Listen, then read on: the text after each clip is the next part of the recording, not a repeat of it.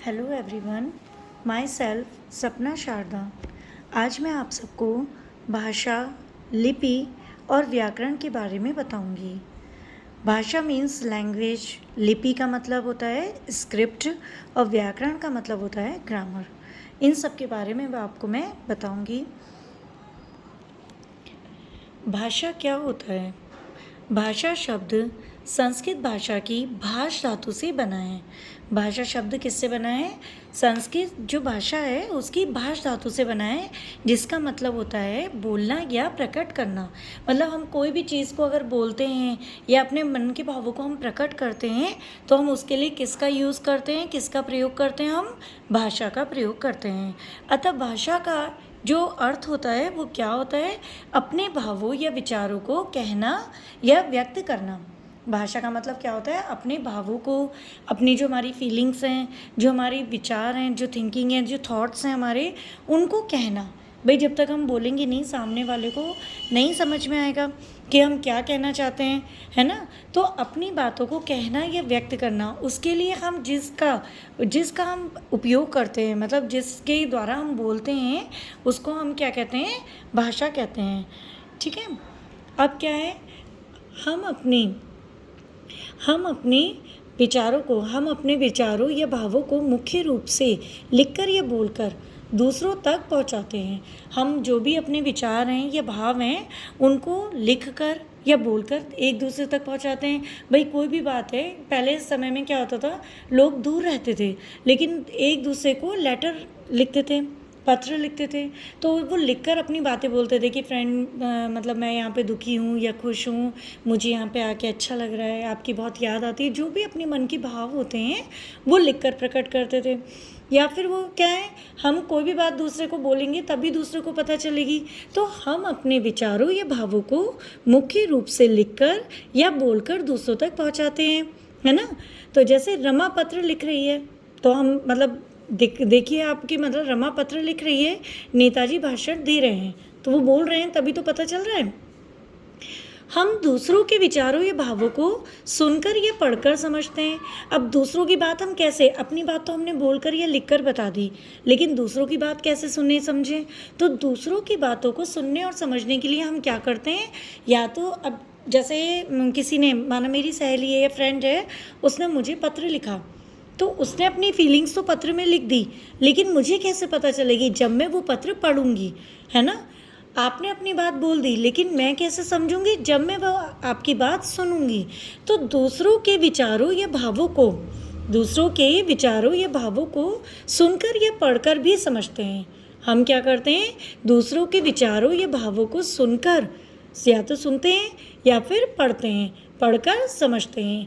अभी बच्चा किताब पढ़ रहा है, आदित्य पुस्तक पढ़ रहा है, ये किताब पढ़ रहा है बच्चा, तो ये जो है जब ये पढ़ रहा है तभी तो इसे पता चला कि किताब में क्या लिखा है, किस लेखक ने कौन सी कविता लिखी है, उसको पढ़ेगा, निबंध है उसको पढ़ेगा तभी समझेगा, कोई स्टोरी है, कहानी है।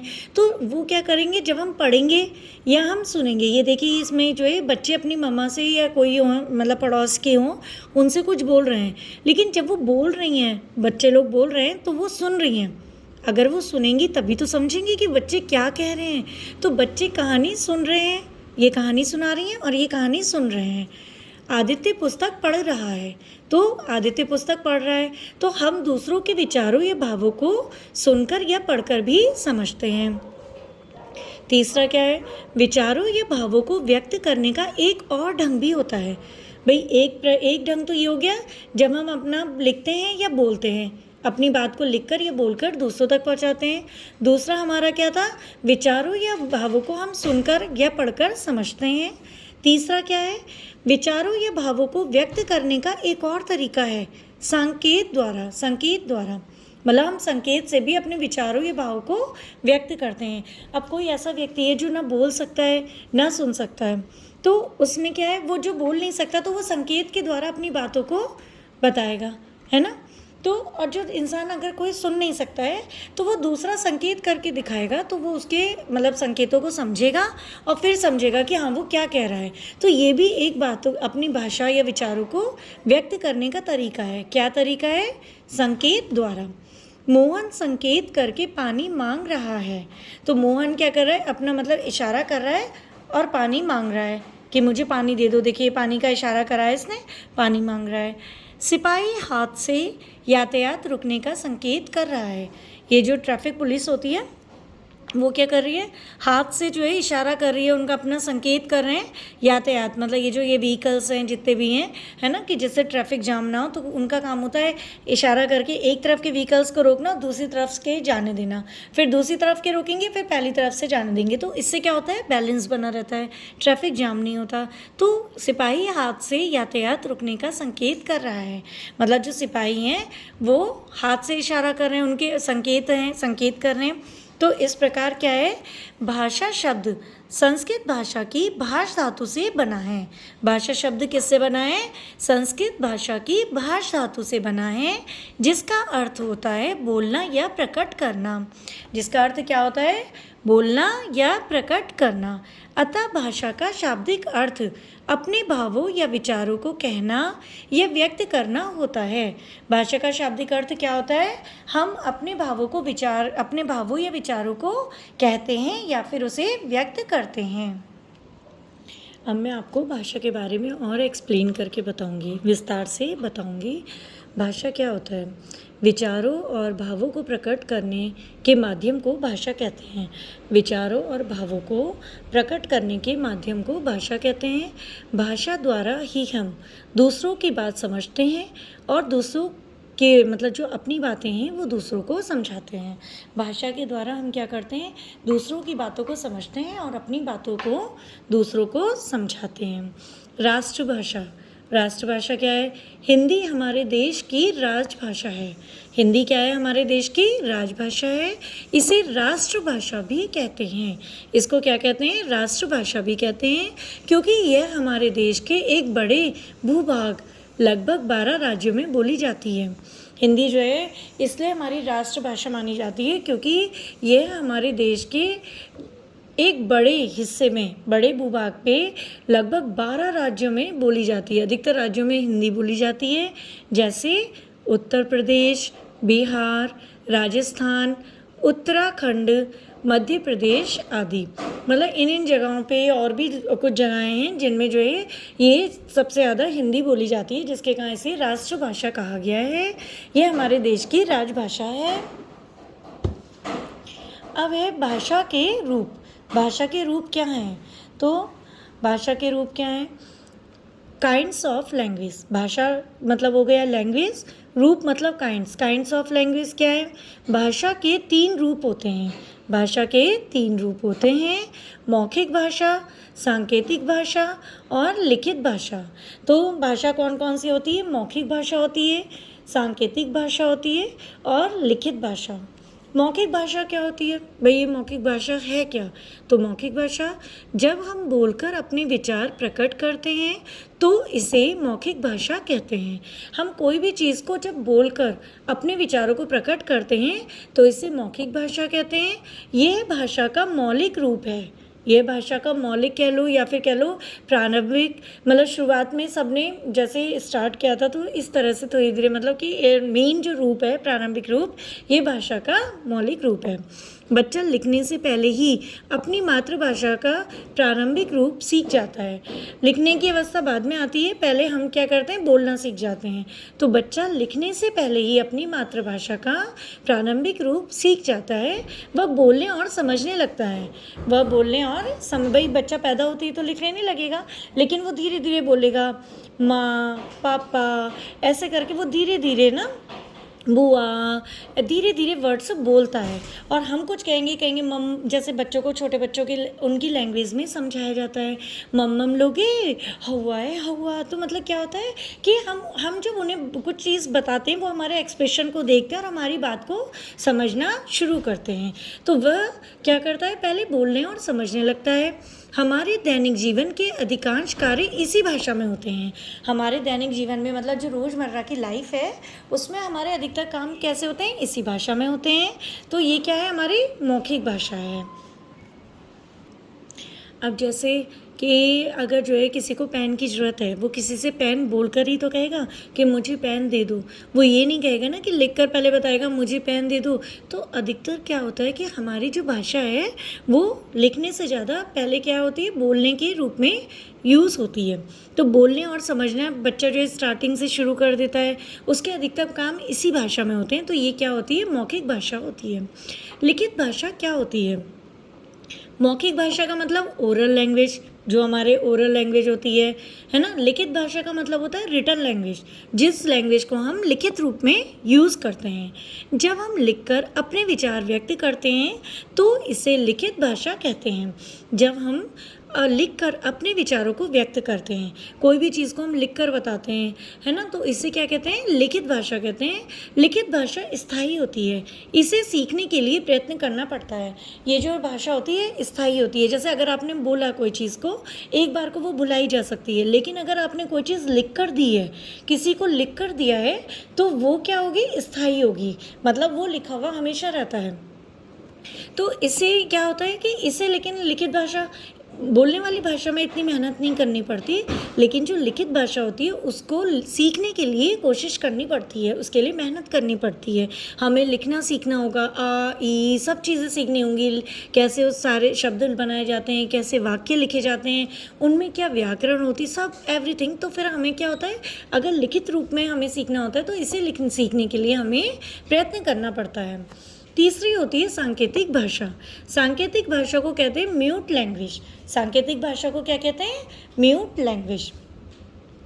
भाषा का वह रूप जिसका प्रयोग केवल संकेतों से अपने विचारों को प्रकट करने के लिए किया जाता है, उसे सांकेतिक भाषा कहते हैं।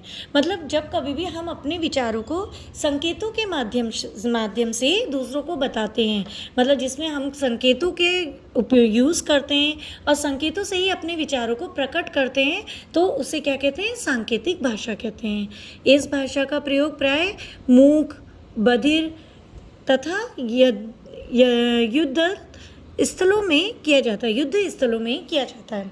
मतलब जैसे आप कहीं पे भी, जैसे मतलब कोई जना बोल नहीं सकता है ना, तो वो यूज़ करेगा सांकेतिक भाषा का, है ना। और या फिर जैसे हम कहीं पर जो है आर्मी गई है, कहीं पर लड़ाई के लिए गए हैं, तो वहाँ हम बोल नहीं सकते अपनी बातों को, क्योंकि दूसरे को पता चल जाएगा। क्योंकि जब दूसरे को पता चल जाएगा तो इससे क्या होगा, हमारे जो है हम पकड़े जाएंगे। तो ऐसी जगहों पे हम जहाँ पर बोल नहीं सकते, वहाँ हम संकेतों का यूज़ करते हैं। अब जैसे क्या होता है कि हम जो है, कोई जना बहुत दूर है और हमारे पास भी नहीं है, अब हम उससे तेज़ आवाज़ में बोलेंगे भी, लेकिन वो इतनी दूर है कि बोलने के बाद भी तेज़ आवाज़ में उस तक हमारी आवाज़ नहीं जाएगी, है ना। कई बार ऐसा भी होता है। तो उस समय हम क्या करेंगे, ना तो हम अब बोल सकते हैं, है ना, तो उस समय हम दूर के, जो हमारा जो दूर में है, जिसको हमें बुलाना है, तो हम उसे इशारे से बुला सकते हैं। हमें पास आने के लिए बुलाना है कि आ जाओ, चलो, यहाँ कहना है हम जा रहे हैं, मैं फ़ोन करूँगा। तो इन सब के लिए आप जो कोई भी संकेतों का यूज़ कर सकते हो। तो आपको बोलना नहीं पड़ेगा, लेकिन उतनी दूर, जो आपसे बहुत दूर है, वो आपको देख के, आपके इशारों को देखकर, आपके संकेतों को देखकर वो समझ जाएगा कि आप क्या कहना चाह रहे हो, है ना। तो इस तरह ये हमारी 3 भाषाएं हैं, मौखिक भाषा, लिखित भाषा और सांकेतिक भाषा। ठीक है, ये आपको समझ में आ गया होगा। अब हम बताते हैं आपको, अब मैं आपको बताऊंगी लिपि के बारे में। लिपि क्या होती है? लिपि स्क्रिप्ट होती है ना। जब हम कुछ बोलते हैं तो हमारे मुंह से ध्वनियाँ निकलती हैं। जब भी हम कुछ भी बोलते हैं तो हमारे मुंह से क्या होता है, ध्वनियाँ निकलती हैं, आवाज़ है, स्वर है, सुर है, सब निकलती हैं। ध्वनि को लिखने के लिए कुछ चिन्ह होते हैं, इनको लिखने के लिए कुछ चिन्हों का प्रयोग किया जाता है। इन चिन्हों को हम क्या कहते हैं, वर्ण कहते हैं।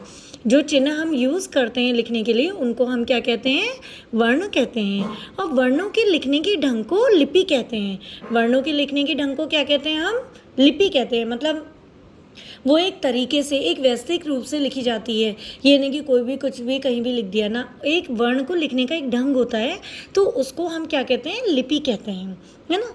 अब लिपि क्या होती है? तो लिपि भाषा को लिखने के लिए बनाए गए संकेत चिन्हों की व्यवस्था को लिपि कहते हैं। भाषा को लिखने के लिए बनाए गए संकेत चिन्ह, जो संकेत चिन्ह बनाए गए हैं, उनकी व्यवस्था को लिपि कहते हैं। जैसे आ से अनार, हम ये चीज़ें पढ़ते हैं। तो अगर हमें कहीं पर अनार लिखना है तो उसके लिए एक निश्चित वर्णों का प्रयोग होगा, अ, ना, र। ना पे बड़े आ की मात्रा। तो ये सब चीज़ें मात्राएं हैं, वर्ण हैं, ये सब चीज़ें मिलकर क्या होती हैं, जब हम तैयार करते हैं कुछ भी चीज़ लिखकर, तो वो जो चिन्ह है, संकेत चिन्ह, वो जो एक व्यवस्थित रूप से हैं बनाए गए हैं, उनको क्या कहते हैं, लिपि कहते हैं। यही आपकी एक स्क्रिप्ट होती है। व्याकरण क्या होता है? व्याकरण, आपने व्याकरण के बारे में सुना होगा, ग्रामर के बारे में, इंग्लिश में भी ग्रामर होती है, हिंदी में ग्रामर होती है। तो ये सब क्या है, हमारी व्याकरण है। तो प्रत्येक भाषा के अपने कुछ नियम होते हैं। हर भाषा के, हर चीज़ के अपने नियम होते हैं। इन नियमों का ज्ञान हमें व्याकरण से प्राप्त होता है। और ये जो नियम होते हैं, इनकी नॉलेज हमें किससे मिलती है?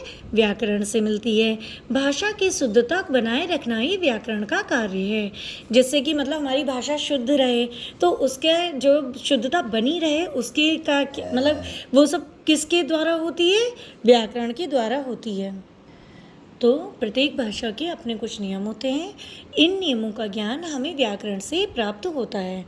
और भाषा की शुद्धता को बनाए रखना ही व्याकरण का कार्य होता है। व्याकरण का क्या कार्य होता है? भाषा की शुद्धता को बनाए रखना। तो व्याकरण क्या है?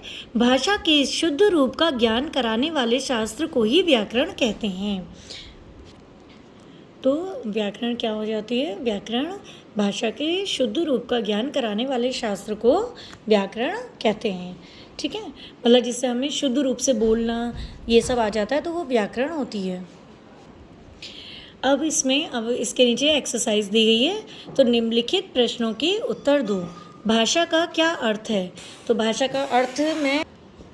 का क्या अर्थ होता है कि भाषा, आपको बता ही दिया है मैंने, कि जो अपने विचारों को, भावों को प्रकट करने का माध्यम जो होता है, उसी को भाषा कहते हैं। भाषा के द्वारा हम दूसरों की बातें समझते हैं, अपनी बातें दूसरों को समझाते हैं। अब मौखिक, दूसरा क्वेश्चन क्या है? मौखिक और लिखित भाषा में अंतर बताओ। मौखिक भाषा क्या हो गई? जिसमें हम जो है मुँह से बोलकर अपने विचारों को प्रकट करते हैं, वो हमारी क्या हो जाती है? मौखिक भाषा। लिखित भाषा क्या हो जाती है? जिसमें हम लिखकर अपने विचारों को व्यक्त करते हैं, उसे हम क्या कहते हैं? लिखित भाषा कहते हैं। अब तीसरा क्वेश्चन है, लिपि की परिभाषा लिखो। लिपि क्या होती है? तो भाषा को लिखने के लिए जिन संकेत चिन्हों की जो व्यवस्था की जाती है, उस व्यवस्था को हम क्या कहते हैं?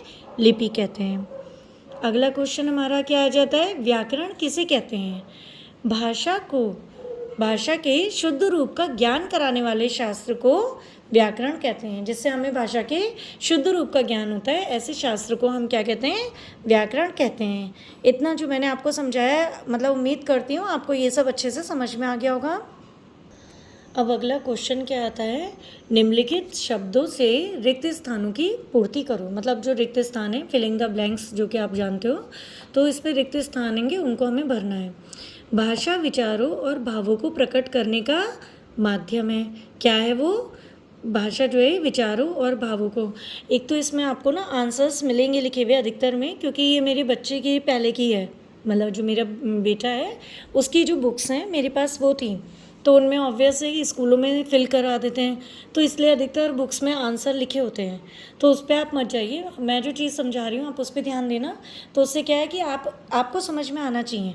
अगर आप समझ गए तो उसमें ये आपके अपने आप एग्ज़ाम में जब आएगा तो आप लिख सकते हो, आपको सही से पता होना चाहिए, है ना। तो इसमें क्या है? भाषा विचारों और भावों को प्रकट करने का माध्यम है। भाषा क्या है? विचारों और भावों को प्रकट करने का एक जरिया है, तो माध्यम है। भाषा के रूप होते हैं, कितने होते हैं? लिखित, मौखिक और सांकेतिक, 3 रूप बताए थे मैंने। तो भाषा के 3 रूप होते हैं। अब किससे हमें भाषा के सही रूप की जानकारी मिलती है? तो किससे हमें भाषा के सही रूप की जानकारी मिलती है? व्याकरण से। उससे हम शुद्ध रूप से लिखना समझते हैं, सीख जाते हैं। तो व्याकरण से हमें भाषा की सही रूप की जानकारी मिलती है। किस भाषा को स्थायी माना जाता है, या कौन सी चीज़ है, कौन सी भाषा है जो भाषा को स्थायी बनाती है, जो मतलब परमानेंट में आ जाती है कि हमने कुछ लिखा है तो वो लिखा हुआ रहेगा, बोला हुआ इंसान एक बार को भूल जाता है। तो कौन सी चीज़ है, कौन सी भाषा जो है स्थायी में मानी जाती है? लिखित भाषा को स्थायी बनाती है। तो कौन सी भाषा है? लिखित भाषा। हम अगले क्वेश्चन में आ जाते हैं।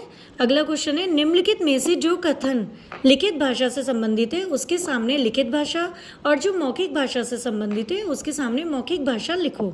ठीक है, तो ये पहला क्या है का, यह भाषा का प्रारंभिक रूप है। तो भाषा का प्रारंभिक रूप क्या है? मौखिक है, क्योंकि जब बच्चा मतलब पैदा होता है शुरुआत से हम अधिकतर चीज़ें बोलते हैं बोलकर या फिर सुनकर समझकर, मतलब बोलकर और समझकर ही हम वो मतलब जो शुरुआत में हम भाषा को बोलकर और समझकर ही मतलब एक्सेप्ट करते हैं, और उसके बाद फिर हम जो है धीरे धीरे फिर लिखने के प्रोसेस पे आते हैं।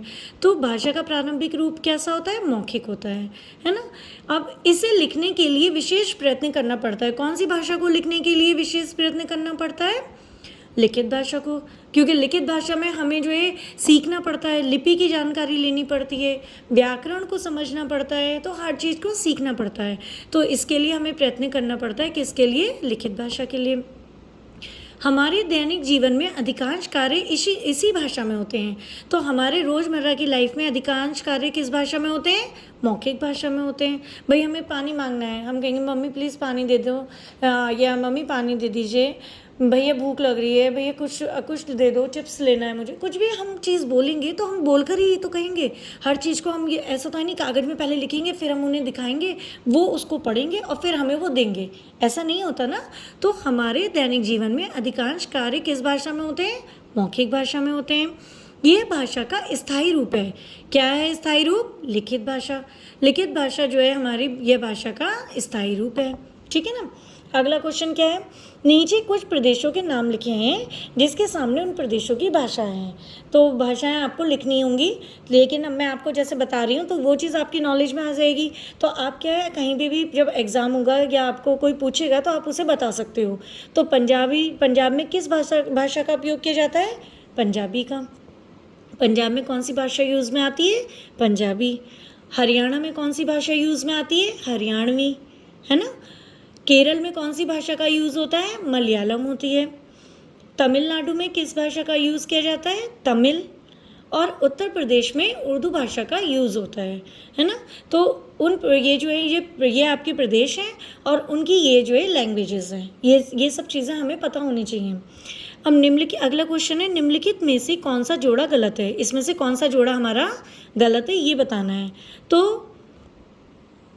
तो इसमें हमारे को जो है, जैसे ए सेक्शन है, मतलब का में गुजरात है और उसके सामने गुजराती लिखा है, तो ऑब्वियस है गुजरात में गुजराती यूज़ होती है, तो हाँ ये सही है। पश्चिम बंगाल में बंगाली यूज़ होती है, ये भी ठीक है। महाराष्ट्र में महाराष्ट्री यूज़ होती है, नहीं ये गलत है। महाराष्ट्र में क्या यूज़ होती है? मराठी यूज़ होती है। और कश्मीर में कश्मीरी होती है, हाँ ये भी सही है आपका।